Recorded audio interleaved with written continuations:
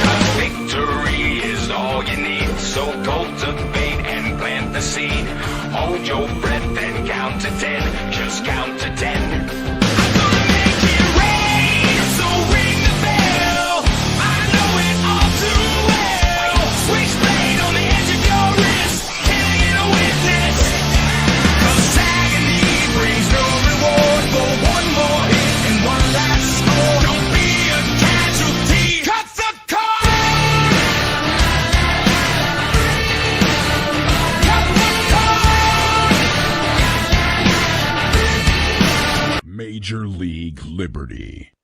Defending life, liberty, and the pursuit of happiness. And our happiness is always destroying the globalist agenda, exposing the flaws in fake news media, and of course, providing excellent entertainment.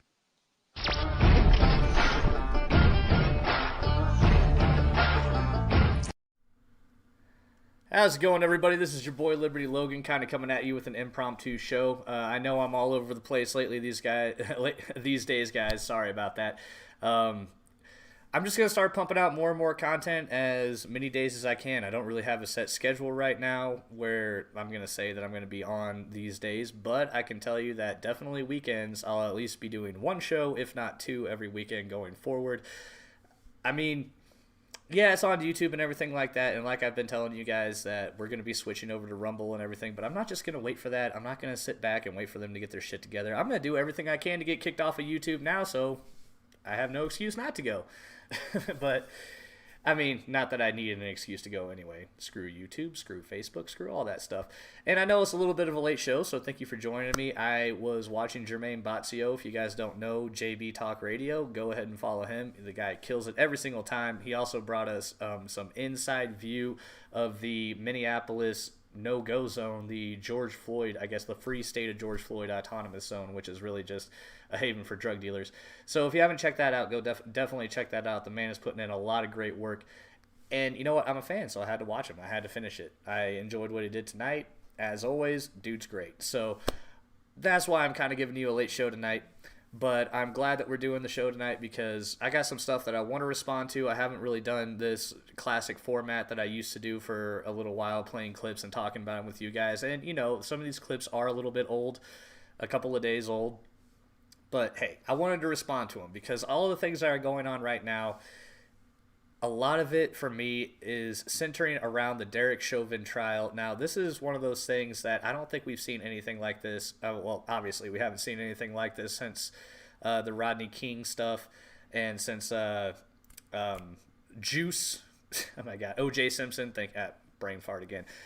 But I don't think a trial has been so important for the culture of America until now. And I got to say, this man is not getting a fair trial at all.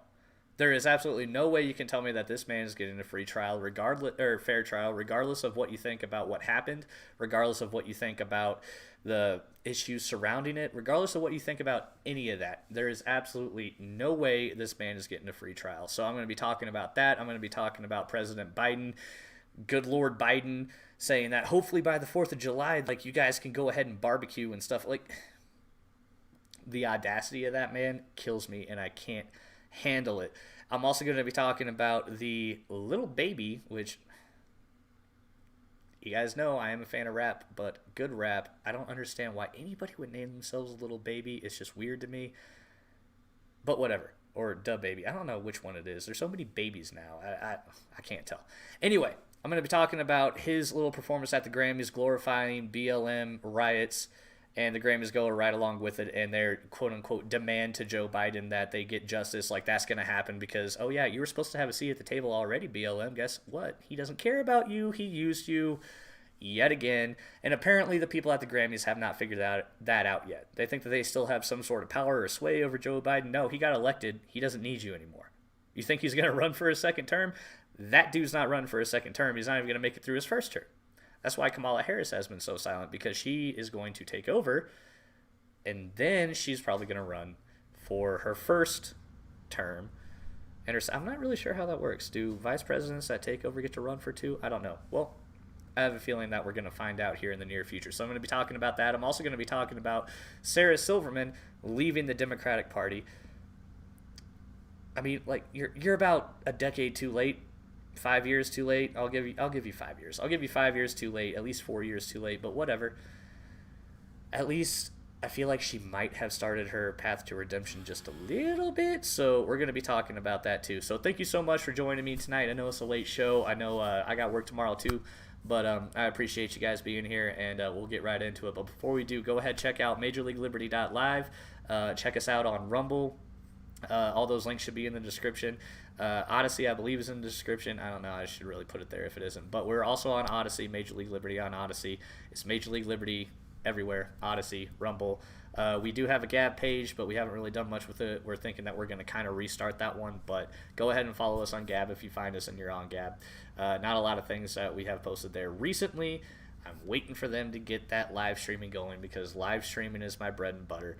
I don't like doing recorded videos. This is all stream of consciousness for me. And when I'm doing a recording, I'm just very aware that it's a recording, and I don't really like doing it. I like to just sit here and shoot the shit with you guys. So having said that, Chris, what's up, brother? SD Diet, good to see you. Toph, how you doing, man? It was great having you on last night. If you guys haven't checked that out, go ahead and do it. It was a fun show. And let's go ahead and get right into this, people. So I'm going to start off with the $27 million settlement that the great people in Minneapolis decided to settle this historic wrongful death suit in civil court before the criminal court is already out. Now, I don't even know if that... I'm not going to say it's illegal to do that, but at the same time, if it isn't, it should be. I don't understand how you can settle something in the civil court, a wrongful death suit, when the man's life is on the line and he hasn't even had his trial yet. But for me, this whole thing also goes all the way back to what I was telling you guys about my time in DOC, where the higher-ups will sell you out no matter what, and I'm going to get into all that. But let's go ahead and see what is this? Is this MSNBC? I don't really know, nor do I care. CNBC, they're all the same anyway, so let's see what they have to say about this stuff. $27 million to settle a civil lawsuit with his family as the jury selection continues for the trial of the officer charged with his murder. NBC News correspondent Shaquille Brewster joined. Right there, just right off the bat, they admit that they settled this $27 million suit with his family when they're still in the jury selection phase. I mean, that is unconscionable to me. And some of the jurors that they have already discarded, one of them famously was comparing George Floyd to Jesus Christ. I mean, you cannot tell me this man is getting a free trial. And anybody that thinks it's okay for for Minneapolis to pay out $27 million in a wrongful death suit before the criminal trial is already, like, before it even got started, they're just in jury selection, that's insane to me. It's insane to me, especially when Derek Chauvin has already been proven the movie Pulled with the Knee on the Neck, number one, did not kill George Floyd. It was fentanyl that killed George Floyd. Number two, it's in their training book. It's in a training pamphlet. It's a move that they taught to officers. And that's what I'm trying to say about the higher ups. And like, this is why I don't think I will ever be involved with law enforcement again. I can't. I mean, I would have to find a really good agency to even consider it. But I saw too much of this just in DOC. And I mean, I'm not saying it was happening to me. It was happening to others around me. But I saw too much of it. And it was very, very, very apparent to me during my entire time there that even if you do something that might look bad, even though you were taught to do it, they're going to sell your ass down the river like that. They are not going to have your back. They are not going to stick up for you. They are not going to help you with the trial. They are not going to do any of that just to save their own asses and to save the department's ass and to maybe have to pay out just a little bit less. Doesn't matter if it ruins your life or not. But anyway, let's continue. Joins us now from Minneapolis. Shaq, good morning. Now, this is a large civil settlement just weeks before arguments are set to begin in the trial of former officer Derek Chauvin. How could this impact the trial? Savannah, that still remains to be seen. Something that we've seen in other cities and states is that when you have that settlement come before any legal action, it helps calm the temperature, cools the temperature a little bit ahead of that. But as it's happening with the trial well underway, it still remains to be seen whether it'll have any impact on what happens inside the courtroom. But you mentioned that $27 million. Okay, what do you mean it remains to be seen? Sometimes it cools things down. Now they're just trying to put like a happy little face on all this, like, oh, they did it, so maybe it'll cool down the tensions for the trial. No. You settled a wrongful death suit already. What do you think that's going to do? Hopefully when Derek Chauvin walks, because he should. There is no way you are going to charge this guy for murder. No way. If there is any justice left in this country, there is no way you can charge this guy for murder. And I'll admit, I even jumped on the bandwagon right away because I, like in DOC, was never taught to put a knee on anyone's neck. Back of the shoulder, yeah, something like that, but never the neck. But apparently this is what they were teaching, and not even apparently, it's been proven. This is a move that they taught their officers, and it didn't lead to this man's death. So how you could ever actually charge this guy for murder and say that we have a fair and just legal system is beyond me. But you've already had the city of Minneapolis settling a wrongful death suit for an historic amount of money. $27 million is an historic amount of money. I don't think there's ever been a payout that big. So when this guy does walk, hopefully he does, or gets charged for manslaughter, which even I think is ridiculous because he was doing something that was taught to him. I mean, do you think that Black Lives Matter activists are going to say, oh, okay, well, they might have gotten the wrongful death suit from Minneapolis, but they didn't charge this guy and send him down for murder? They're just going to accept that? I don't think they're going to accept it. And to say that this in any way can positively affect the trial and give him a fairer trial is absolute horseshit. Absolute horseshit. There is no way this guy is getting a fair trial. It's impossible at this point. It's sad, but it's impossible. The entire city of Minneapolis is afraid that if they don't get a conviction that they're going to see all this shit burn down again.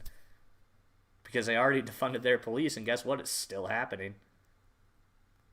And now crime is on the rise, shootings are on the rise.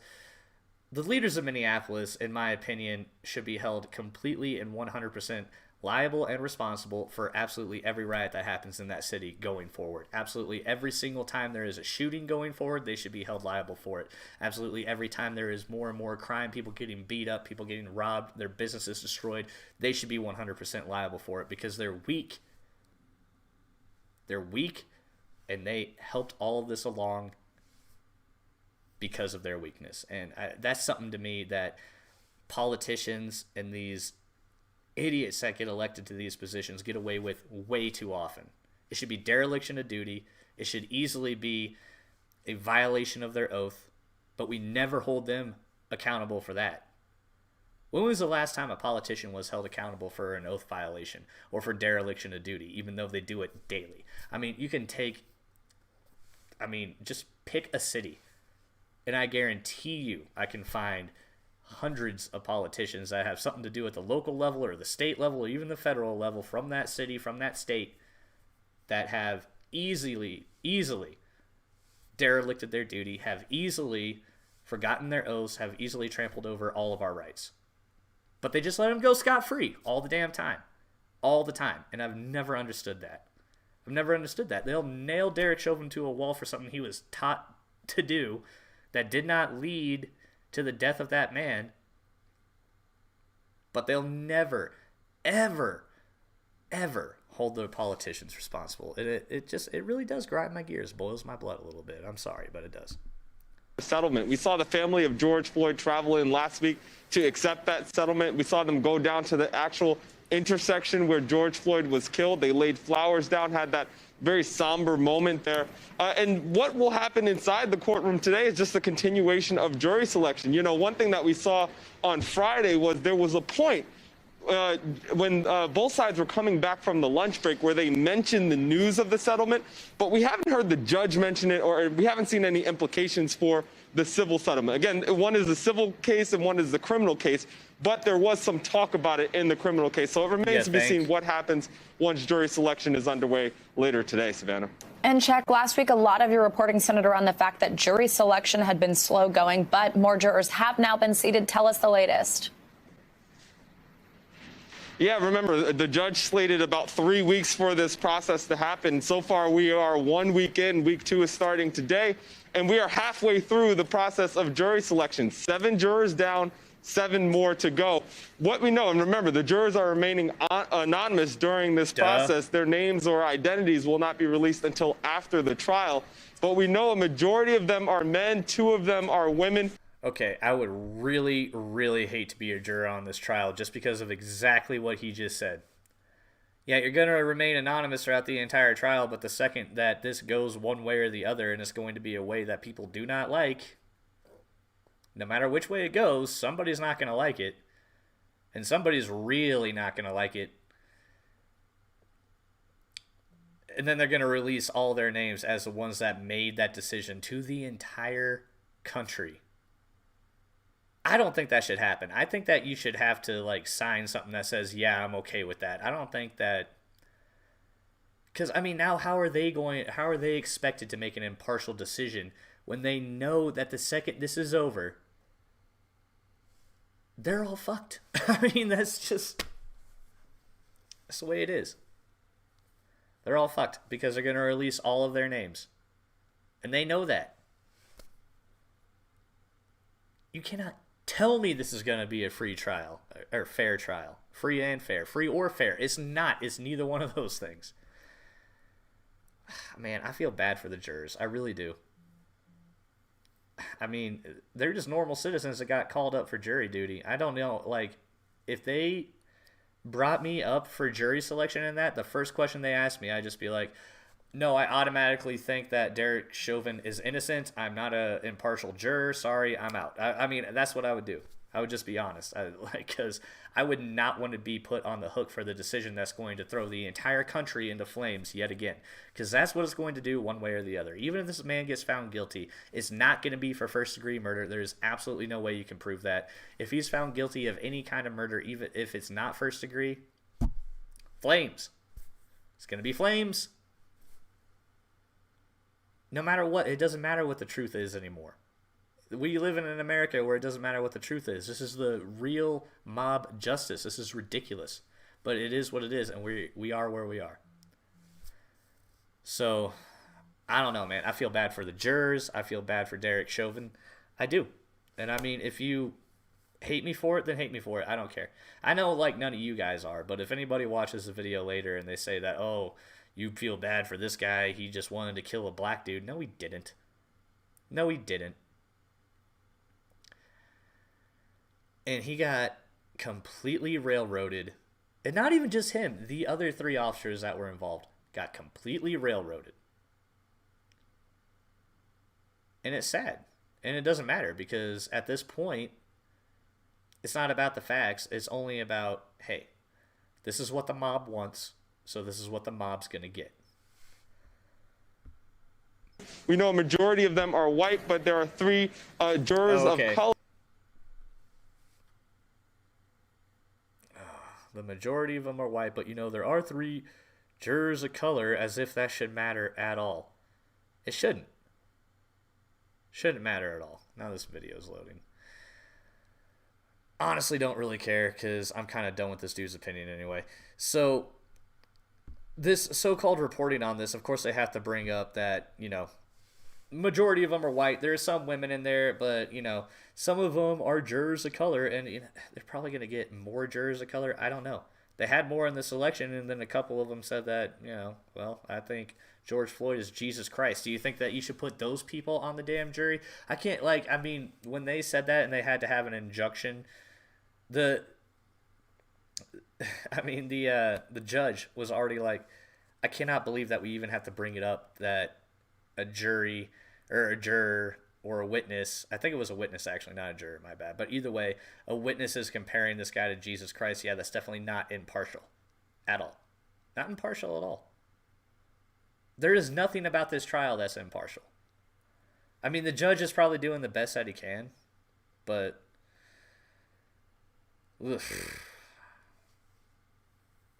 these are dangerous times, and this is going to set a very dangerous precedent, I think. Because whether it goes the right way and justice actually is served, and they say, hey, look, this is not what killed the guy, maybe you can get him on, you can't even get him on a procedural thing, because then again, it was taught to him by the Minneapolis Police Department, said, yes, go ahead and do this. He went ahead and did it, and then got completely leveled. I mean, it's going to set a very dangerous precedent. It is, and it already has been. We're like, if we keep this up, we're going to go straight mob rule from here on out, and that is literally the entire reason our justice system is set up the way it is so we do not have mob rule. And we're going the complete opposite direction. Tell me right now that this man is innocent until proven guilty. Tell me that. You're lying if you tell me that. This man is not innocent until proven guilty. He has to go out of his way to prove his innocence. That's what's going on here. And it sucks.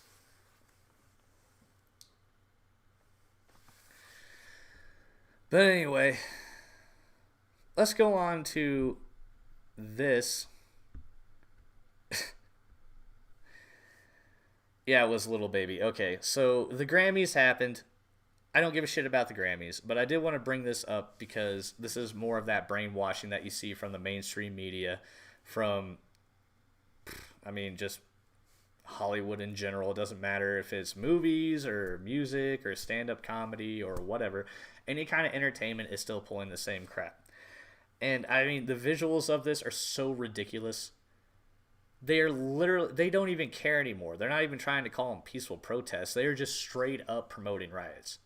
Just flat out promoting rioting. And they will say that there's a reason behind it, and this is because how I grew up, and this is because what I was told growing up. And that's the one thing that I want people to focus on is they will, like in this song, this dude says at one point, at least when I can understand him, because he's a mumble rapper, and that shit's ridiculous, but at least at one point he does say when I was growing up, this is what I was told. Just because you were told that does not make it a reality. And people being told this is what has led to black people sometimes they would have done it anyway, but some black people sometimes running away from cops when they don't need to, thinking they're going to get shot and killed when that is not the case, thinking that every cop is out there just trying to hunt black people down for sport, which is dumb as shit. But this is what society has told them. This is what music has told them. This is what movies have told them. This is what all of pop culture in the past 20 to 30 years has been telling them. Now, I'm not going to comment on anything that happened before I was alive. I don't know. But even then, I don't think police were just hunting black people down. Yeah, were cops more racist back in the day? Yeah, so was everybody back in the day. Back way before we were alive. But to pretend that shit is the same now is ridiculous. There's no point. No point in pretending that. So, for your viewing pleasure at the Grammys,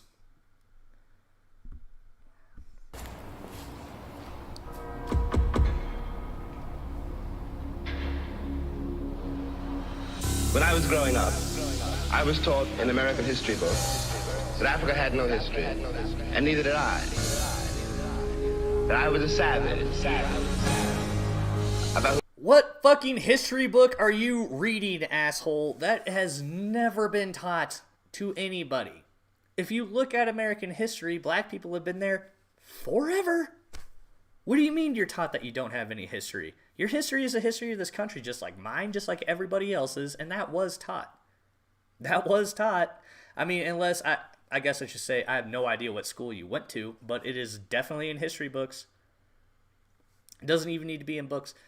We grew up in the internet age. It's all over the internet. You can figure these things out. That's what I do nightly. I just watch documentaries about history because I like it. I mean, that's my thing. I do like it, and this stuff is taught. No, I've never seen anything in American history that's like, oh yeah, black people were there, but they don't actually have a history. So I don't know who is teaching people this, but whoever is teaching people this, the Howard Zinns of the world, that asshat, the Louis Farrakhan's, even Nick Cannon was on that stupid shit for a while. But whoever is teaching you that, stop listening to him. You don't have to. I'd be pissed off if that's what I thought about my heritage too. That, oh, we don't have a history. I mean, white people are constantly told that we don't have a culture. I just know it's wrong because we have a culture. I mean, but we're not a monolith like that. Like, I mean, from Europe, I mean, you can German, Irish, Scottish, all that stuff. I think what happened was we kind of left that old world European crap behind a long time ago collectively. If we have to talk in demographics like that, I think that's what happened is we let that go a long time ago because we spent literally thousands of years fighting each other over that crap. And then, yeah, extended it to other people for sure, but like I'm talking about just like ingrained white culture. We didn't have like a white culture. It was a German culture, or it was a Irish culture, Spanish culture, whatever it is. But I mean, to be taught that you don't have any history, number one, that's stupid. So whoever taught you that, whatever history teacher you had that taught you that, number one, that person should be fired immediately because that's complete horseshit. That's not teaching actual history. That's teaching ideology and wrapping it up in this little bouquet, and really it's your just opinion that you're trying to pass off as history. But yeah, no, you have a history in this nation. But it's stuff like that that leads to people just not seeing things, people overreacting to crap when they don't need to, and then all the lies that you're going to see coming up. Whom the less said, the better.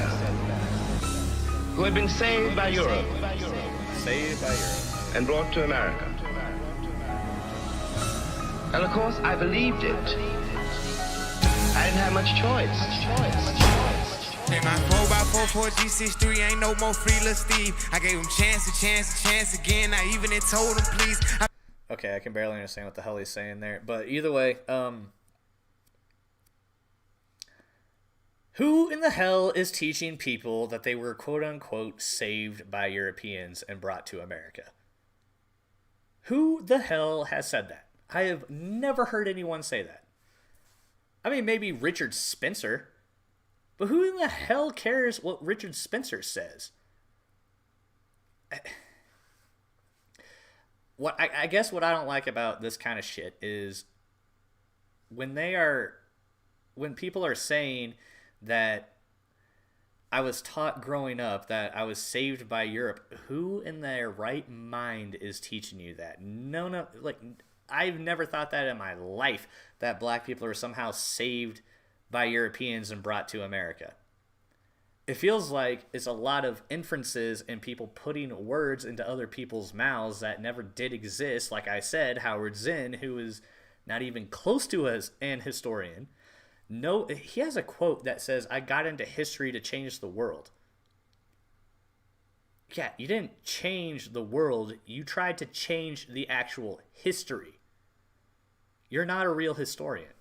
Howard Zinn is a fucking fraud, a crook.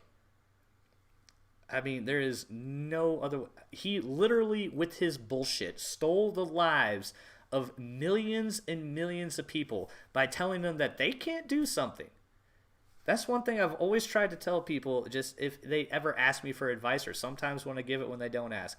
Listen to who is telling you that you can't do something. Never mind why they're telling you you can't do something. Listen to who is telling you can't do something, and then write those people off. Write them off completely. I mean, this dude is at the Grammys. I'm sure a lot of people told him that he couldn't be at the Grammys. But he's there. He still did it. I mean, it sounds like he did a lot of it off of whining about shit that doesn't exist, but I mean, whatever. If that's what he was taught, who am I to judge him for that? I'll judge the teacher. I'll judge the teacher for that. But still, you have this device in your pocket that can tell you everything you need to know about history, and all you have to do is look it up. That's it. Don't look at Howard Zinn. Howard Zinn is a liar. Howard Zinn has been roundly criticized by actual historians for being a liar. White, black, whatever, just actual historians for being a liar. And that's where all this kind of bullshit comes from, is Howard Zinn and types like him. But it's promoted. It's promoted in movies. It's promoted everywhere. That book that he wrote, I'm not one for censoring and burning books, but if I had to choose one, that would be the one, because it's so damaging, it's so full of bullshit, it's so full of lies. But at the same time, I'm not that guy. I do not advocate burning books, so I still wouldn't burn his. I would like to have people read it and then point out all the dumb shit that's in it that never actually happened. That would be nice. And it's happened, but that's never going to be promoted by mainstream media, movies, music, or pop culture. It should be, because you're literally telling generations upon generations of kids that no matter what they do, they can't get ahead, and all they can do is turn to a criminal life or basketball or sports or rapping or music or something like that, and that's the only way they can ever get out, when that's just not true. It's not true. You don't have to be an all-star or poor. Like, you can get a job, you can start a business, you can do all that. People do it all the time. I can't imagine being told my entire life that no matter what I did, I could never get past that. That would be so damaging and so hurtful and so despicable. It's just, especially now when it's not true. It's not true. Don't listen to these people that tell you that you can't do something, no matter who you are. It doesn't matter what the reason is. If someone tells you you can't do something, the proper response is not to sit back and say, oh yeah, no, I definitely can't do it. No, the proper response is to go out and say, I'll show you that I can do it. And for whatever the reason. And you know what? They may give you hate for it later, but still, who cares? Because you went out and did it. And they're just jealous of that, and that's what it's always been. I've been that guy. I've been the guy that's jealous about other people's success. Hell, I did it to one of my best friends. I was floating around, not doing anything, didn't know what I wanted to do with my life. It was before I started the podcast. It's before I found what I love to do. And he had a business, and all I did was hate on it. And he was one of my best friends. And it took me a long time, few months, year, to realize that I didn't hate the fact that he was doing what he was doing. I hated the fact that I wasn't doing what I wanted to do. I hated the fact that I wasn't working on anything for myself, and I was just trying to find another job and kind of float by.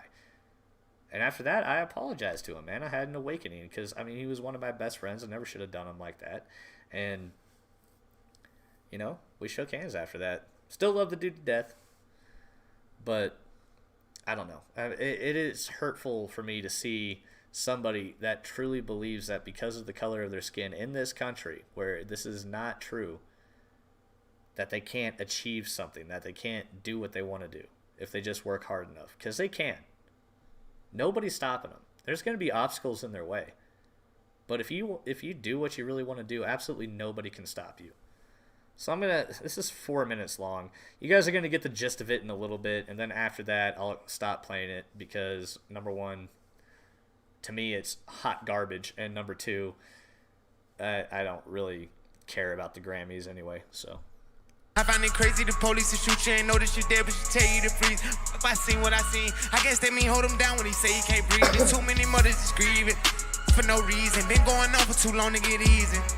Like dogs and hyenas. I went to prison, my mother was courted, my mama was crushed when they said I can't leave. First I was drunk, but I sobered up quick when I heard all that time that they gave it time leave. He got a life sentence plus. We just some products of our environment. They gon' blame us?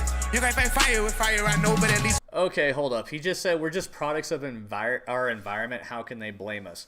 If you got a life sentence for murdering somebody, which is pretty much, unless you're in California with a 3-strike law, I guess, one of the only ways you can get a life sentence, as far as I know, is murder, rape. It has to be like serial rape, serial child molesting.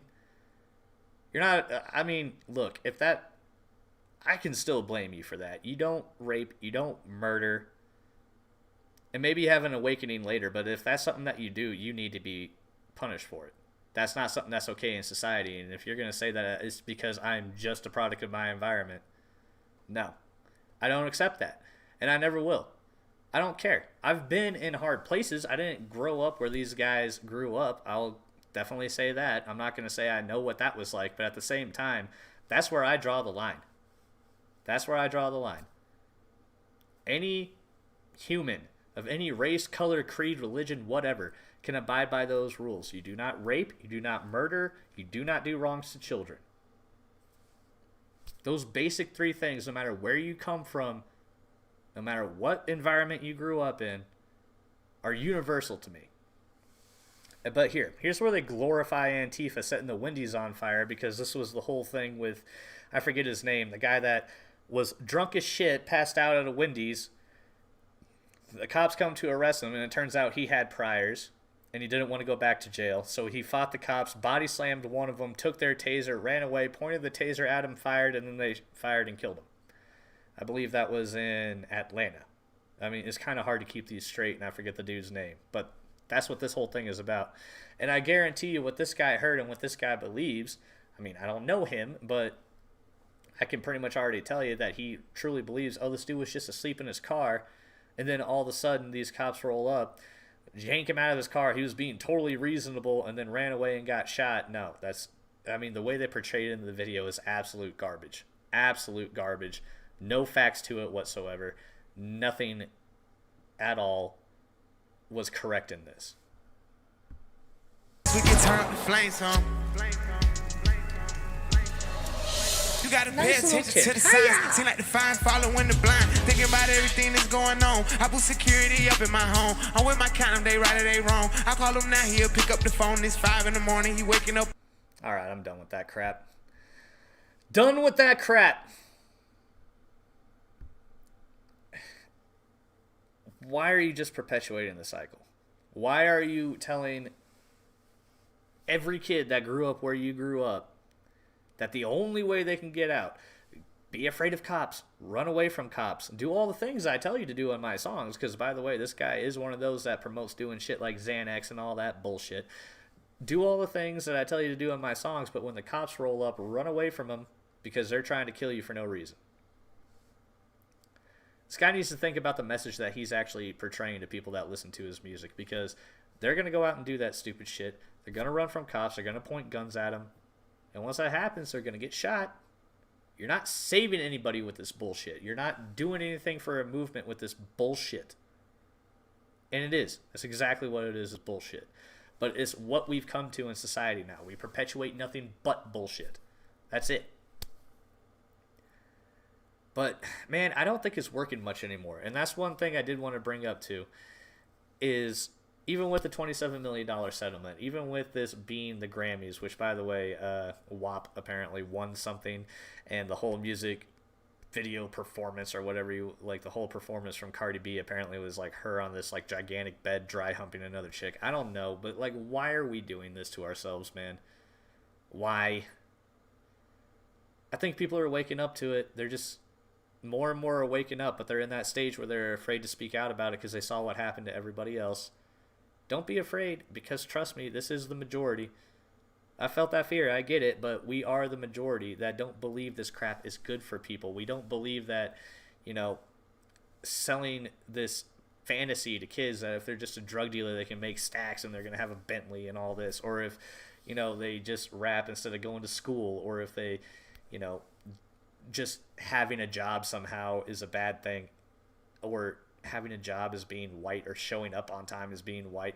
Pretty much anything good somehow with these woke people, pretty much every trait that you would see yourself or see somebody having that would be good for employment is now somehow a white trait. And if you do all those things, you're just trying to be white. No. Anybody can have those traits. It's not a white trait. It's just... And this is, like, if it hasn't been obvious to people yet that the people pushing this, those white allies in BLM, those white allies in Antifa, pushing all this nonsense are the largest racists that have ever existed in our lifetimes. If this is not obvious to them yet, I don't think it's ever going to be obvious. But the good thing is America, even though is kind of hard to tell, is not full of retarded people. Most people understand that this is not the way to go. Most people understand these things are not true. Most people understand that doing the drugs, selling drugs, all that, or being on time for work is only a white trait. All that weird, stupid shit. People are waking up to it. They know it's not true. But look at who is telling you that. Just seriously look at it. Stop listening to the lip service people are paying to you that don't believe it. Anyways, they're just paying you lip service. They're just talking to you, trying to tell you what you want to hear. Pander, pander, pander, pander. Stop listening to it. Listen to what they're saying. And when they tell you you can't do something because, like Joe Biden said, oh, black people in the inner city don't know how to use computers, don't know where the DMV is. That's something that the DNC has been talking about forever. Oh, black people have no idea how to get a driver's license. Are you kidding me, man? That's the real bigotry. That's the real thing. That's what I was telling you guys a little bit ago on one of my shows about what real white supremacists think is because of the pigment of your skin, whether it be black, brown, yellow, whatever, anything that isn't white. Real white supremacists and real racists think that you're too stupid to do any of this. You're too stupid to participate in any of this. That's what they think. It's and they're going to come at you, pandering to you, to manipulate you and use you. And that's what's happening right now. That's exactly what's happening right now. This goes on, this Grammy thing goes on to have like a little speech about demanding Joe Biden. You know what? I guess I will play that part. Sorry. It's almost here, guys. I'm sorry, but I am going to play that part. I hate this just as much as you guys do. Don't worry. Tell them wherever I'm in the stores in. I'm just going to fast one of them forward. who gon' make Don't them care. together. Start here, we didn't have Where is it? only man. It's been a hell There of it a is. year. Hell for over 400 years. My people, it's time we stand. It's Okay, so that's one of the Black Lives Matter movement leaders. I don't know if she was one of the people that started it. But this is a new thing coming up with Black Lives Matter. It's been a hell of a year. It's been hell for 400 years. They're still talking about slavery. If you're going to reference the 400 years, that means slavery. That doesn't mean what the 400 years from 2020 minus 400 years. No, they're talking about the 400 years of slavery. So they're just invoking slavery over and over and over again. And this is where they demand some sort of audience with Joe Biden. Look, you're not going to get it. It's not going to happen. It's time we demand the freedom that this land promises. President Biden, we demand justice, equity, policy, and everything else that freedom encompasses. And to accomplish this, we don't need allies. We need accomplices. It's bigger than black and white. This is not a trend. This is our plight. Until freedom. Until freedom. Every video. And there it is. At least they're not saying this is, at least they're not just saying it's for black people anymore. I think they're starting to figure out that not everyone's going to go along with that. Not everyone believes the bullshit.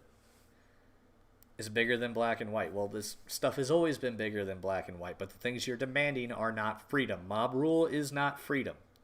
Just because you think justice should happen based off of no evidence whatsoever, not freedom at all. That's the antithesis of freedom. That's what they would call a true democracy, where majority rules no matter what. And that is not where we want to go. That does not protect the individual at all. If you do not toe the line in that society, you get put into a camp in that society, which of course they're already talking about. I mean, if you want to talk about slavery, that's slavery. Mob rule is slavery. Okay? Think about it.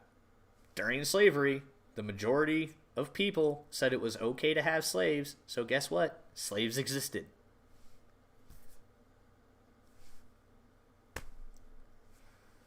But, I don't know. I've been trying to work on this a little bit where it doesn't make me so mad, and I'm trying to calm down, and it's hard for me. I got anger issues, what can I say? But I mean, just hearing this, we're going so far backwards when we're right on the cusp. We're right on the cusp of finally going over that ledge where we let all this shit go.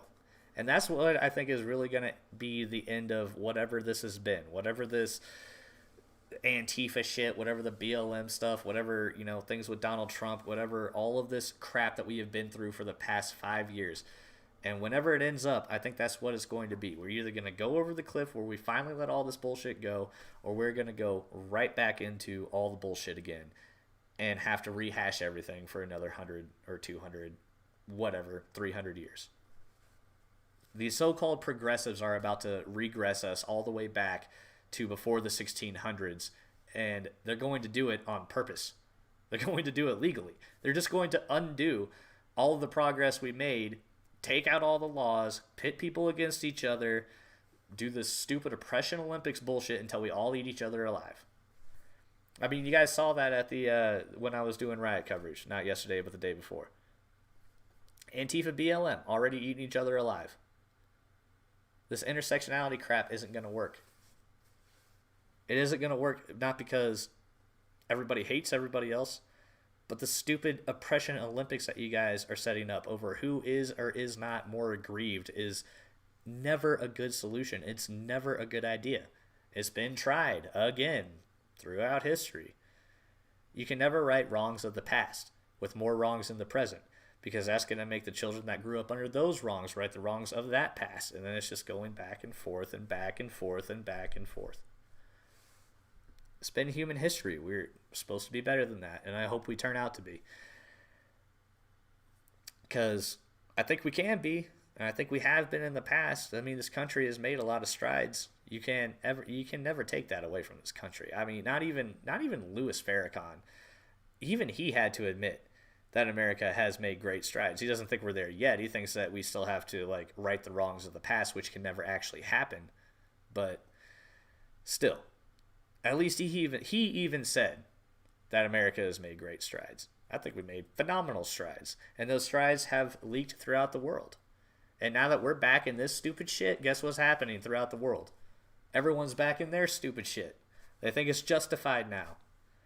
Because whether you like it or not, we are the leader of the world. Whether you say we shouldn't be, or whether you say we shouldn't be the world police or anything like that, it doesn't matter. We are the leader of the world. Especially now in the digital age. It is the way it is.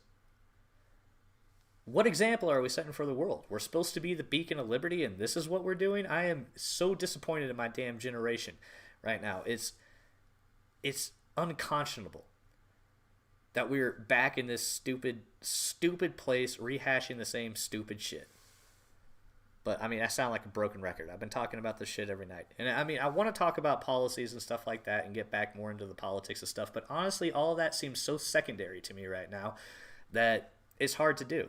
Because, look, Joe Biden's just going to write whatever policy he wants. I mean, I think we've seen that already. He's just signing executive orders, opening the border. We have a huge crisis at the border now. People are just flooding in. I saw today that they're talking about opening the convention center in Dallas to 3,000 illegal immigrant children. So I remember back during the hurricane in Louisiana how well that worked out. So we'll see how well this works out. It's so stupid. I mean, we're not doing them any favors, man. We're not. We're literally feeding these kids to the mercy of cartels at this point. To the mercy of the coyotes. Any way they make money, they don't care. And if you go get some grain, guess what? Pew, done. We're just feeding kids into that. Just feeding them. Just come on. Everybody from South America, Mexico, Honduras, just put your kids and put yourselves and put everybody you know into this chain of sex trafficking and cartels and horse shit. Bring drugs over. Do all this just to get to a better life. Because Joe Biden said America is free and open, so let's go ahead and do it. Let's go ahead and do it. And either way, guess what? The cartels are making money. They're doing gangbusters right now. And, I mean, it is the way it is. It is the way it is. But you don't want to see kids in cages. You know what I don't want to see? I don't want to see kids being brought over here by a cartel member posing as their parent and then getting sold into sex slavery. That's what I don't want to see. And you know what? If a kid has to go through a little bit of hardship, just so, then I won't even say a little bit, because you know what? That's got to suck. That's a lot of hardship. But to make sure that that person actually is their parent, and it's not as easy as it sounds, but to make sure that person is actually their parent, you gotta be sure. You can't just take people's words for it. You think the cartel member is gonna get there with a kid that isn't theirs and be posing as the parent, have a CBP officer just walk up and go, "Hey, is that your kid?" He's gonna go, "Ah, shit, you caught me. No, it isn't." No. You have to verify these things. It's none of our fault. I mean, this is like, evil exists in the world. It's nobody's necessarily fault. But you have to verify things. Otherwise, you're not helping anybody. You're just feeding the pipeline. You might as well be working for the cartels and taking a cut at that point. But talk a little bit about the hysteria. This one might get me kicked off because I'm going to be talking about the Wu flu a little bit. But the hysteria that the media has been ginning up so long about the COVID thing. And you know what? I'm not even going to comment on the beginning of this video necessarily. I just want you to see the overhype of what COVID. I got to stop saying COVID. This video is already screwed because I said it 4 damn times. Shit. But either way, the Wu flu that they've been perpetrating. Now they're trying to say that we're coming to the end of it. Maybe by 4th of July, maybe we can have barbecues. Maybe we can hang out with our friends. Maybe we can have gatherings in our own damn home. And they're going to try to guilt you into thinking that you shouldn't even want to do that. Or if it doesn't happen, you shouldn't be upset. And they're going to be like, look at all the things we've been through. And you know what? I don't need to describe it anymore. You guys will see.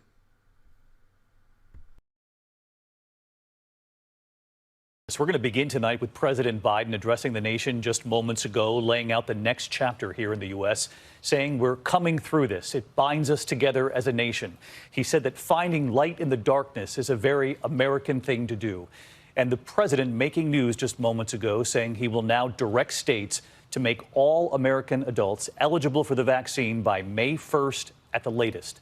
He also encouraged Americans to continue to do the hard work, what millions have been doing all along, to remain vigilant, to get vaccinated when your turn comes. And if so, the president saying we could, as a nation, be gathering in small groups with our families, our loved ones, our neighbors by the 4th of July. It was 1 year ago today, the World Health Organization declared a global pandemic. And we went back to our newscast 1 year ago tonight. This was just one of the images Judy Shape visiting with her daughter and son-in-law through the window at the Life Care Center in Kirkland, Washington. Judy had just tested positive for COVID, and of course no one knew at the time that millions across this country would soon be separated by windows, just like that family. We have lived through so much together across this country. Right here, every night, there have been so many moments over the past year that have moved us. The heroes on the front lines, husbands and wives. And look at this, the husband and wife nurse team, Ben and Mindy Kayer, taking a moment together before they started their shift in Tampa. There was that moment, Dr. Paul Saunders, who got COVID himself and then returning to the front lines at Maimonides Medical Center in Brooklyn. They applauded him when he came back. We all remember the U.S. Navy ship Comfort coming to New York City for so long, the epicenter here in this country, sailing past the Statue of Liberty. 1 year later tonight, the numbers, 64,005,000 Americans with at least one dose of the vaccine now. That's a quarter of all adults. And even before the speech tonight, President Biden signing into law today his historic $1.9 trillion COVID relief bill. Economic help arriving for some. Okay, I held my tongue for as long as I could, but oh my God, do you see how much the fake media is just circle jerking Biden, constantly circle jerking this administration? Everything they just brought up, I mean, number one, the hospital ship was the funniest thing to me. Because what they were trying to say is we don't want to overload our resources. We don't want to overload hospitals. We don't want to do that. We don't have enough of this. We don't have enough of that. We sent an entire hospital ship, only one that we have, and we have a lot more than that. Sent that over there, didn't get used. Turned the Javits Center into a whole hospital, didn't get used because our resources were not overwhelmed. They were worried about masks as if we couldn't make masks. Yeah, it would take a little bit. We're the country that literally built an entire military essentially during World War II to defeat the Nazis in Japan. We were cranking out ships like once an hour in our shipyards during that. You think we can't manufacture masks or ventilators? I mean, the ventilator thing, I mean, that was stupid to begin with. I mean, Cuomo's like, oh my God, we're out of ventilators. Trump's like, you have like 100,000 of them sitting in a damn warehouse. Oh, well, we still need more. It's like, well, why aren't you using those? Why, should we send those somewhere else where they need them? And it turns out we didn't need them. This is less deadly for children than the seasonal flu. If you're not old or have comorbidities, which is the same thing with every virus, you're going to be fine. I mean, listen to your doctors. But that's what all the data is showing us at this point. We're at the 1-year anniversary of 15 days to slow the spread. And these guys are still trying to hype it up like we had to do that. We had to do it for a reason. You listened to us, the media, when we said that this is a good idea. So look at all we've been through in the past. They didn't mention a death. Like, they mentioned the doctor who got COVID and came back, and you see everybody, yes, you're still stunning and brave, doctor. He didn't die. He was an old guy. He got the flu for a while and came back to work. How many times do you think that's happened to that doctor? But we live in such a stupid, sing-songy bullshit culture right now. It's all bullshit. It's all trying to create a new reality. And anybody that doesn't go along with that fake, stupid reality is castigated and cut out and saying you're part of the problem because you're not taking this seriously. It's like you're taking it too seriously. You're not looking at any science. You're not doing any research. You're not seeing that the lockdowns didn't work. You're not seeing that masks are ineffectual. And now you have the vaccine, and even with the vaccine, you're still listening to the idiot Fauci, who already has flip-flopped on masks, who has flip-flopped on lockdowns, who just goes with the wind and says whatever the hell he says at the time, with no facts behind it, for the most part, telling you to double mask. Oh, yeah, sure, why not? Go ahead and do it. Telling you that even after you get this vaccine, that's supposed to be some kind of goddamn miracle of science, that even after you get this thing, you still got to wear a mask, still got to social distance, still can't go to any concerts, still can't even have any gatherings in your home. Then what the hell is the point? If the vaccine works, then it works. If it doesn't, then it doesn't. What's he saying? It needs to be 90% of people vaccinated. This is all about control. It always has been. Fauci doesn't give a shit about you. Never has. He's a lying piece of shit. But anyway, let's see if I can get through any more of this crap. Some families as early as this weekend. We have it all covered tonight, beginning with what the president said just before we came on the air tonight. ABC's Whit Johnson leading us off. Tonight, President Joe Biden directing states to make all American adults eligible for a vaccine by no later than May 1st. The president addressing the nation, telling Americans if they do their part to slow the spread and get vaccinated, there is a chance that families, friends, and neighbors can gather in small groups by July 4th. After this long, hard year. Hold up. Hold up. Just that line alone, just to go back to what I was saying. Apparently, even with the vaccine, you have to social distance and do all this shit like Dr. Fauci said, so why the hell is the vaccine so important? If you get it, then maybe we can go back to some semblance of normal by the 4th of July. But even if you get the vaccine, we still have to double mask, we still have to social distance, we can't have small gatherings. Would you make up your damn mind? If the vaccine works, it works. If it doesn't, it doesn't. You can't have it both ways, but that's what they're doing. They're just creating this new reality where they get to have it both ways. They get to tell you to get the vaccine, do it, pleb, go get your shot, don't question anything, you're too stupid to understand anyways, why would we even give you any of the information? Because you're too much of a moron to comprehend anything in your head and you can't run your own life. You have to have Daddy Biden and Daddy Fauci do it for you. So go get the vaccine because it totally works, but then if you get it, you still have to do all the other things that we had to do until we got the vaccine. So, I mean, like, only people who just refuse. I mean, like, honestly, I do not believe most adults are this dumb. I really do think that people are just being willfully ignorant at this point as to not be seen as part of the problem. And this is all about social pressure that we put on ourselves. It's not the government. It's not the media. They definitely put it on us too. But it's us putting it on ourselves. We're doing this to us. We can blame Biden, we can blame the media, and I will, because they are definitely not helping. But at the end of the day, this is all about social pressure. This is all about societal pressure. This is all about communities pressuring each other. This is about your neighbor ratting you out. This is about you being worried about your friends ratting you out. This is about you being worried about all of that so they can have control. They know that they do not need to be the ones to pressure you to do it, as long as they say you're only virtuous if you do what we say. And then they have everybody in the community, well, not everybody, but the people in the community that are too afraid to speak up because they don't want to be seen as part of the problem. They don't want to be castigated, and they don't want to be tossed out by their own community, constantly browbeating you with this shit over and over and over again so they can sit there like Ralph and go, oh my God, I'm helping. It's just so dumb, man. And this is how you get authoritarianism. They're going to tell these plebs what to think, and if you do not think that way, rat out your neighbor. Your neighbor's the problem. Your friend that you've known your entire life, send him to the FEMA camp because he's killing people. He's killing your grandma. If you don't wear 4 masks and get the vaccine and social distance and not have gatherings, sit down, shut up, stay in your damn home forever, no matter if you get the jab or not. But, oh, yeah, definitely have to get that jab, because if you don't, then you're a bad citizen. Bad citizen. Bad. Go to your home. I'm sick of people being okay with the government treating them like dogs. And the media is just going along with it every damn second of the way. We'll make this Independence Day something truly special, where we not only mark our independence as a nation, but we begin to mark our independence from this virus. Exactly 1 year ago, the announcement of a global pandemic. This is what Dr. Anthony Fauci told Congress and the American people that day. So I can say we will see more cases and things will get worse than they are right now. Bottom line, it's going to get worse. Worse than most could imagine. More than 530,000 American lives lost to COVID-19. But now, signs of hope on the horizon.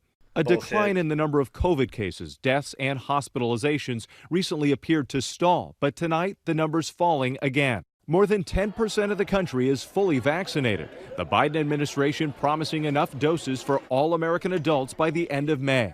And tonight, on the 1 year mark, a new PSA from 4 former presidents and first ladies urging Americans to get vaccinated. It's important for our fellow citizens to get. Yeah, okay, if George Bush is doing the PSA, I'm already out. I'm already out on that. Not happening. 4 former presidents. 2 Bushes, a Clinton, and Obama. Yeah, I don't care.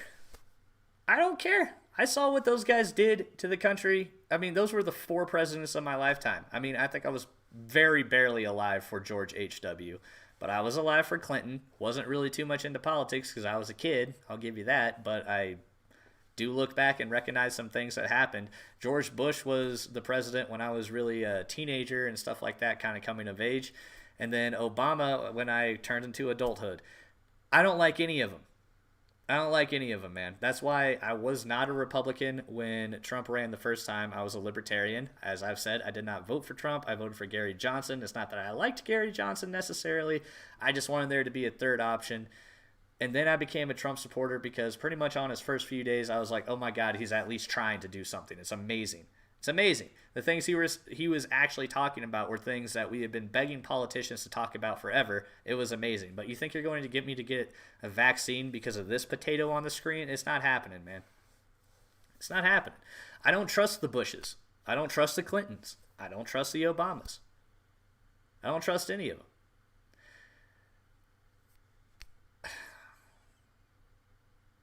It doesn't make any sense to me that people just are not waking up to this. I mean, if you just look at the 3.5 minutes of this video and all the contradictions that happen, it doesn't matter. They're just feeding you bullshit and people are just eating it up, just eating it, loving every second of it. And it's annoying, man, but like I said, I think more and more and more people are finally starting to wake up to this, finally coming around, finally seeing the blatant hypocrisy. And for me, that is encouraging. That's very encouraging. I enjoy it. But, I mean, come on, man. You're trying to, like, anybody that's sitting there, oh, my God, 4 former presidents. I guarantee you the libtards that hated Bush and called him a Nazi, I remember that when he was running. For some reason, there were, we had a dress code in our school, but people could walk around with a fuck Bush t-shirt in my high school and nobody cared. Admin didn't care. Oh, it was a political statement. It's like, okay. You don't allow profanity any other time, but apparently fuck Bush, A-okay. That's all right, sure, all right. And that's when I first started noticing the hypocrisy. That's when I first started seeing how things actually worked. It's a rude awakening, but it's an awakening that we all need to have. Get vaccinated. We've lost enough people, and we've suffered enough damage. It will protect you and Holy those you love shit, from Clinton this looks dangerous bad. and deadly disease. You'll remember the images that went on for months. An entire city applauding frontline workers every night at 7 o'clock. The kind of appreciation seen across this country. New York City, the original epicenter in the U.S., a year later with the highest case average per capita this week, higher than any other place in the country. Troubling variants making up 51% of those new cases. What we are seeing is variants that are more infectious and therefore spread the disease more. And that's a real issue. And now a new study adds to growing evidence the UK variant could also be deadlier. Still, 20 states moving to lift restrictions in the last 2 weeks. Oklahoma today, the latest to drop its remaining mask requirement. Texas, after lifting its statewide mask mandate, suing the city of Austin for keeping the mask rule in place. But health officials urging restraint. A gradual pulling back as opposed to it just turning a light switch on and off. We've got to gradually and prudently pull back as we get closer and closer to normal. How long is that going to take, Fauci? After a year How long is it going to take? It's a year. And now you're already saying that the vaccine doesn't work anyway, and now we apparently have this new UK variant. They already stopped talking about the South Africa variant that was supposed to be even twice as deadly as the new UK variant. It's all about fear and control. 15 days to slow the spread, 1 year anniversary. What's next? More lockdowns that have already been proven not to work. Talking about, oh, we can't just turn the light switch on and off. It's been a year. It's been a year. The CDC is saying that this doesn't work. The CDC, you told us to listen to the CDC, so I listened. They said it didn't work. The WHO said it didn't work. And now they're trying to castigate these states, and they've been doing this for a while. They're trying to castigate every single state that doesn't have a mask mandate as if, oh, now they're just spreading the virus over and over again. They're spreading the new UK variant. We're going to have to do another lockdown because of these states. It's horseshit. It's been horseshit. People know it's horseshit, but they're still promoting this. And they're trying to make you feel guilty by showing you all these images.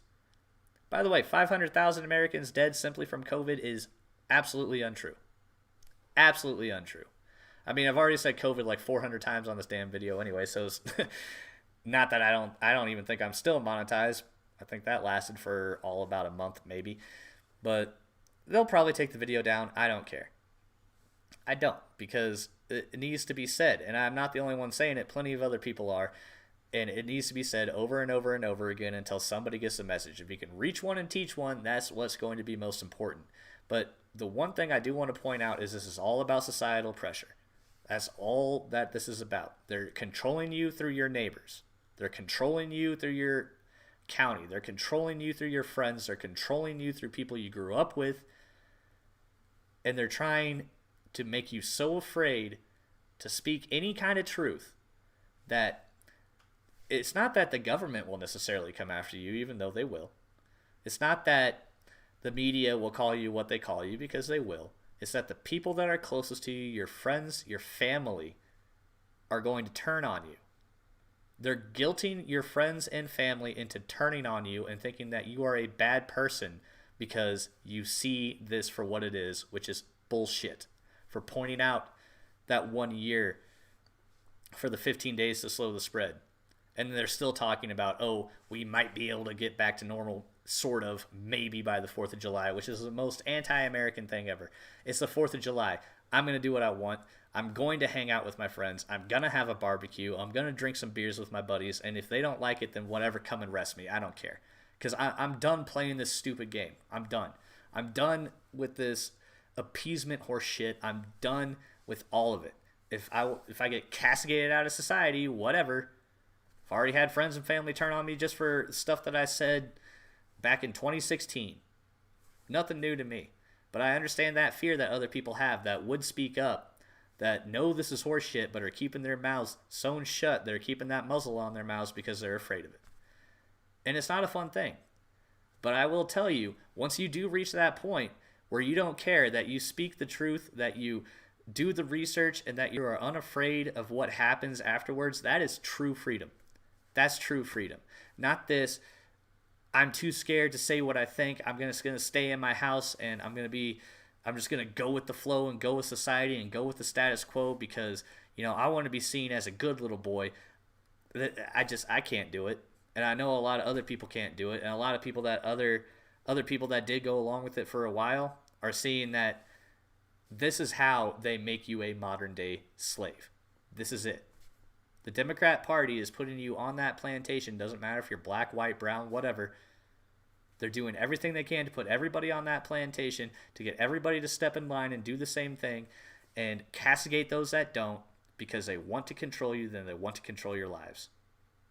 They think they know how to run your life better than you do, and they think everybody is stupid. That's what the elites think of you. That's what they're always going to think of you. Oh, you don't have $1 million?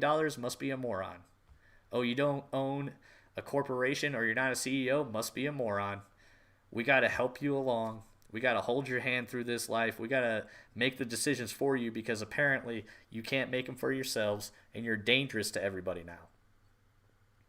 They're literally making opinions dangerous and they're using your friends as the Gestapo. And this is not new. This happened in Nazi Germany. This happened through the Communist Revolution. This happened with Mao. This happened with Russia. This happened with all of them. Pol Pot, name it. Chavez, Che Guevara, all of them. Maduro, all of that shit. Same thing. They're just doing it here. And they've dumbed down our society for such a long time that people, as I was saying earlier, don't know actual history. And so they don't know how to handle it and they don't know what to do. But more and more people are waking up to this crap. And as much as I never believed it would happen, at least Sarah Silverman said this stuff. Now, if you guys are, oops, my bad, let me go back. It's the there we go. Absolute. So now even Sarah Silverman and Bill Maher. So I'm not going to play the Bill Maher clip, but Bill Maher all of a sudden decided that he wanted to raise the alarm against China, which, good for him, but definitely late on that. He didn't give a shit about it during the 4 years that Trump was president, but now all of a sudden China's a huge deal to him. But hey, you know what? Whatever. At least he's talking about it. I'll give him that. And Sarah Silverman is coming out and saying that she doesn't know if she wants to be part of the left anymore because of the absolutism. I mean, hey, took you a while. Took you shitting on a lot of people before you realized it. Took you being active in ruining a lot of people's lives before you realized it. So, in my opinion, this might be her road to redemption. Maybe. But until she apologizes for all of that, then no, I don't see her as actually being redeemed. But you know what? We'll go ahead and hear what the woman has to say. And then we'll respond to it. This is going to be my last clip of the night. Thank you guys so much for joining me tonight. I know it's a bit of an impromptu show and pretty late, but this is going to be my last clip. I'm going to start doing more and more shows. I'm thinking of doing them when I come home from work, so you might see some earlier ones from me in the day, around like 5 or 6 my time. So, be looking for that. I know, like I said in the beginning, I'm a little bit all over the place, and I don't have a set schedule on the shows yet. So if you don't catch them, no worries, nothing like that. Just share out the channel, share out our Rumble, share out the Odyssey, all that good stuff. I'm going to be putting this one on Rumble tonight. I know I've been saying that was a lot of the videos, but a lot of them were, like the one I did Saturday was all riot stuff, and I chopped it up, and it's really big. This is kind of me doing my thing, which I haven't done in a long time, and feels good. I really enjoy it. It's been nice letting all this out, so I'll be putting this one up there and more of those out. So, be looking for it. But let's hear what the woman has to say. We'll react to it. I'll do my final thoughts, and then we'll get out of here. Go ahead, share this out. Thank you guys so much for joining me. And, yeah, let's hear what the comedian who stepped on everybody's head now has to say about it. Elitistness of the party I am in. That is such a turnoff to me. It's so fucking elitist. For something called progressive, it allows for zero progress. It's all or nothing. No steps toward. All or fucking nothing. Again, righteousness porn. And I've been thinking about this a lot, just in general. I don't know that I want to be associated with any party. I think I don't want to be associated with any party anymore. It comes with too much baggage. Every party, it comes with so much fucking baggage that no ideas can be taken at face value. And without ideas, what are we? Without a common truth, how can we talk about it? Republicans might hear an idea that they would totally agree with, but if it comes from AOC, then they hate it. And of course, to be honest, when I hear an idea that comes from a Republican, it's suspect to me. We all put too much shit on this stuff. We no longer are able to be a nation of ideas. I mean, no lies detected, but at the same time, who was doing that? Who was it that was doing that, Sarah? Because when I started this, all I wanted to do was hear other people's ideas and debate them. I had a lot of fun doing that. That's what got me into politics. I've always been obsessed, I guess you could say, with how other people think and why they think the way they think. And that's why I liked politics. That's why I liked debating ideas. That's why I liked hearing people's logic for why they feel the way they feel. But because of that, and because I was willing to debate, and because I was willing to step into the arena, I got nothing from the left except being called a Nazi, a white supremacist. I got threatened. I've been assaulted. You guys know. You've been there. I don't need to go rehash all the old shit. But it's people like Sarah Silverman that made that possible. Not only that, but perpetrated it. Now, don't get me wrong. I'm glad that she apparently has had some sort of awakening. For a stand-up comic, this should not be a hard awakening to have, by the way. She used to say, she used to say shocking shit. That was what made her funny, was some of her jokes were just so out there and obviously, not meant to be, I don't want to say meant to be offensive, but meant to shock you.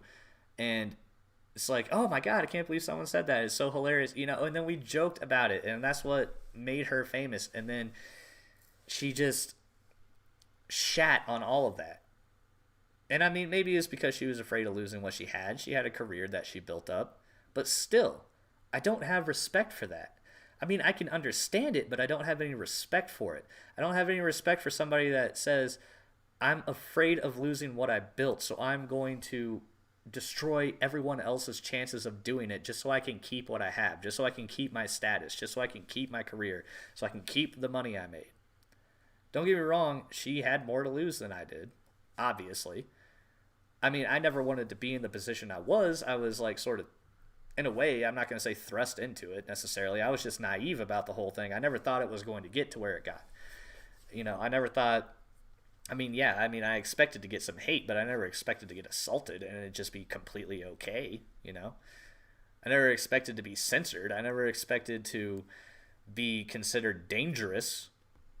I never expected to be considered a white supremacist. I knew people were going to call me that, but I was naively thinking that, hey, if I just explained to them, if I just explained that I'm not coming from that point of view, I'm not coming from that place, this is just the way I think and here's why, but it got to the point because of people like Sarah Silverman that nobody wanted to hear that. They thought they were just being lied to. They thought that it was, a fugazi, if you will. Fugazi, I don't know how to say it. I actually only knew what that word was when I watched Wolf of Wall Street. Wasn't in my lexicon until then. But anyway.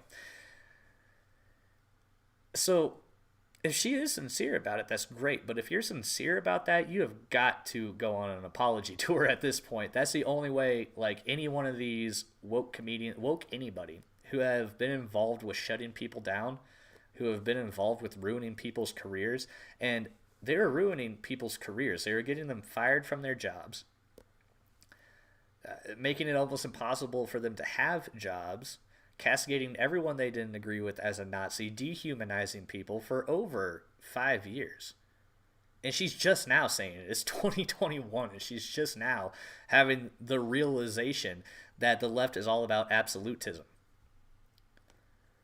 It's absolutism, not absolutismness. But anyway, just now having this revelation. If you really had it, you will go back and apologize. I wouldn't, like, nobody will need to tell you to do it. You will just go back and apologize for doing what you did if you actually had that realization. For ruining people's careers, for ruining people's lives, for making it impossible for them to get a job just because they had a different opinion than you. You were that absolutist. Recognize it. Own it. Apologize for it. And if you do,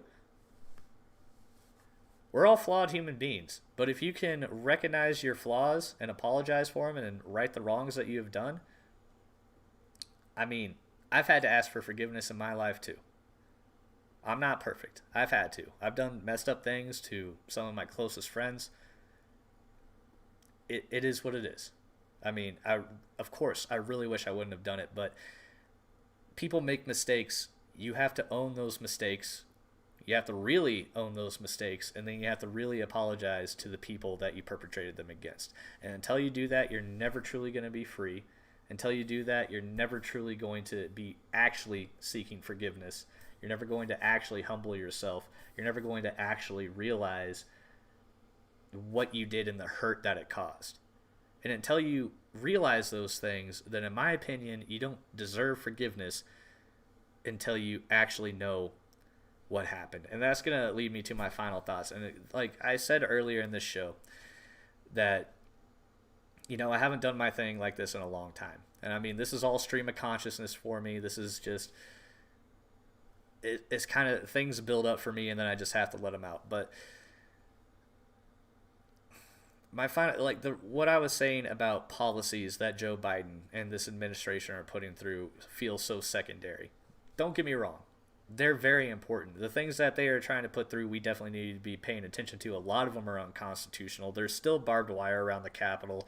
They still have 5,000 troops there. They're like, the troops were getting fed glass shards and undercooked chicken, and I believe one service member died from it. And it's unconfirmed. I know plenty of them got sick, but I actually did hear one service member died from that. And there's no reason for them to be there. And this is all part of this fake reality that they're trying to get us to live in. And the more and more people that wake up to this, and I know that they know more and more people are waking up to this stupid fake reality that they're trying to get people to live in, the more scared they are going to be. Right now they're worried. They're not scared, but they are worried.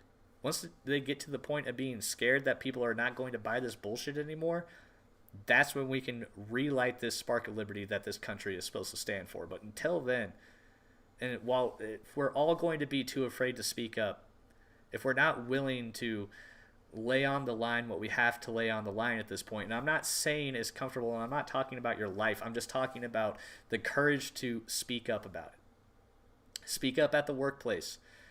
Now, don't get me wrong, man. I don't want to get anybody fired, especially in these times where it's super hard to find a job.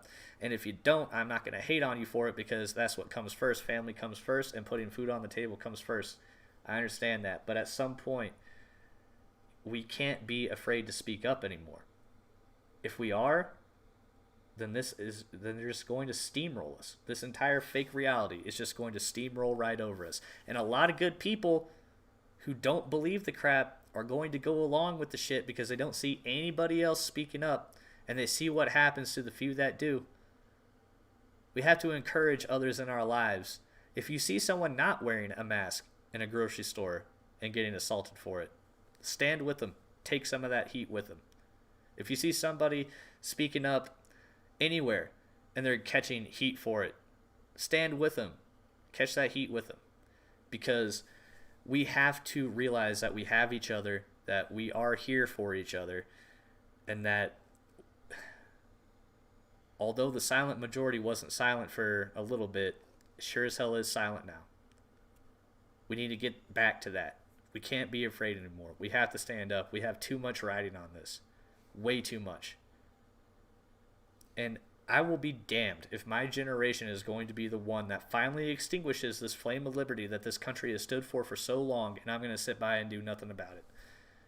Now, I might just be a guy bitching on the internet, which, hey, you can criticize me for that. It's true. I'm a guy bitching on the internet. There are plenty of other people doing more than me, plenty of other people doing less. Never judge that, but do what's right for you and do what you can do to speak up. If it's organizing communities, if it's speaking up on the internet, if it's going out and doing things in real life, connect with others. We have to build this community, and we have to keep building it, and we have to show each other that we are here for each other. Because if we don't, then we will all die as individuals. I love individualism, but not at the cost of liberty. So those are my final thoughts, ladies and gentlemen. Thank you so much for joining me tonight. Like I said, I know it's a late show.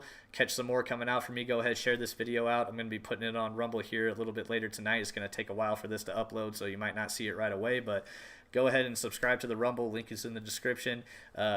Odyssey, I'll be putting more on Odyssey, but really I'm focusing on Rumble because I like Rumble a little bit. So I'm going to try to do that. Go ahead and share this out on YouTube, share it to your friends, and I will be doing another live. I don't know if I'll be going live tomorrow night or the night after, but it's going to be one of those 2 nights because I'm going to start getting into doing more shows weekly like I was before. And I just got to say, God bless you all. Thank you so much for sticking with us through all the crap that's been going on the past few years with this channel, with, everything that's been going on in the country, with me losing my shit from time to time. It does happen. Like I said, all this is stream of consciousness, and sometimes I don't have that trigger to shut the hell up. It's a curse and a blessing at the same time. What can I say? I'm an asshole, but I'm me. But if you take one lesson from me, if this is the first time you're seeing me or the last time you're seeing me, if you take one lesson from me, just a regular Joe dipshit white boy that works construction, never abandon your friends, never abandon your community, never abandon those that stand for what you stand for, and especially if that means life, liberty, and the pursuit of happiness. I love you all to death. Because of you, liberty will prevail. I'll catch you on the next one.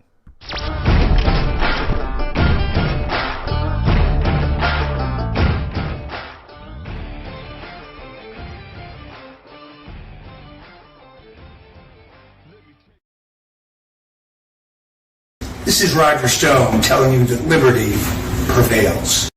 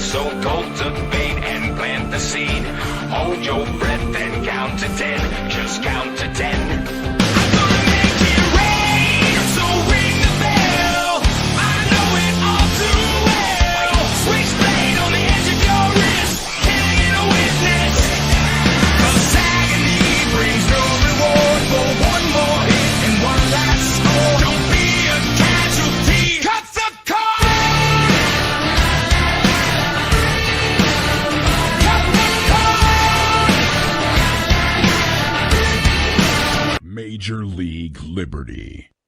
Defending life, liberty, and the pursuit of happiness. And our happiness is always destroying the globalist agenda, exposing the flaws in fake news media, and of course, providing excellent entertainment.